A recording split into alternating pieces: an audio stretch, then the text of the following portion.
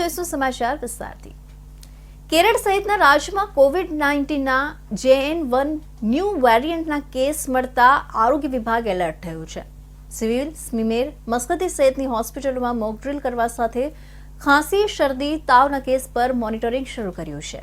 રાજ્યની રાજધાની ગાંધીનગર ખાતે કોવિડના નવા JN1 વેરિયન્ટના કેસ મળી આવતા સરકાર એલર્ટ મોડમાં આવી ગઈ છે।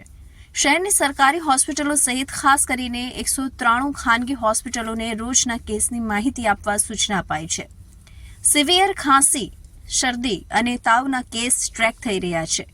જરૂર જણાય તો જીનોમ સિક્વન્સિંગ ટેસ્ટ પણ કરાય છે। ઓક્સિજન સપ્લાય કરનારના પણ રિવ્યૂ કરવામાં આવ્યા છે।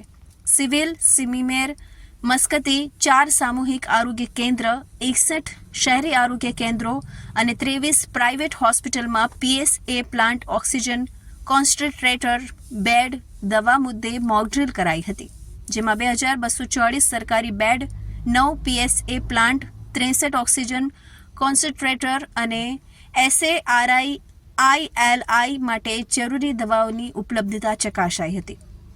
23 હોસ્પિટલમાં 3471 બેડ, 7 PSA પ્લાન્ટ, 288 કોન્સન્ટ્રેટર અને દવાની ઉપલબ્ધતા ચકાસી હતી।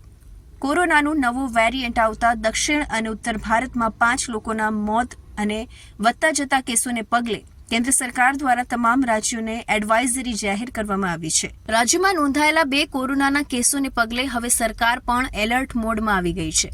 ગુજરાતમાં ગાંધીનગરમાં કોરોનાના 2 કેસોના પગલે હવે સુરતમાં પણ કોરોનાને પગલે સાવચેતી લેવામાં આવશે। હાલ જે રીતે ઇન્ડિયામાં કોવિડની એન્ટ્રી થઈ છે, કેરળમાં પણ કેસીસ આવેલા છે અને ગાંધીનગરમાં પણ 2 કેસીસ ડિટેક્ટ થયેલા છે। એ રીતે ચાન્સીસ છે કે કોવિડ વધી શકે, પણ આમાં પેનિક કરવાની કોઈ જરૂરત નથી। અને આ કોવિડના લીધે આ સાઇન સિમ્ટમ્સ જે છે JN1 વાયરસ છે એના લીધે થાય છે અને આના સાઇન સિમ્ટમ્સ ઓલમોસ્ટ જૂના કોવિડ છે એના સિમિલર જ છે અને ટ્રીટમેન્ટ પણ એવું જ છે।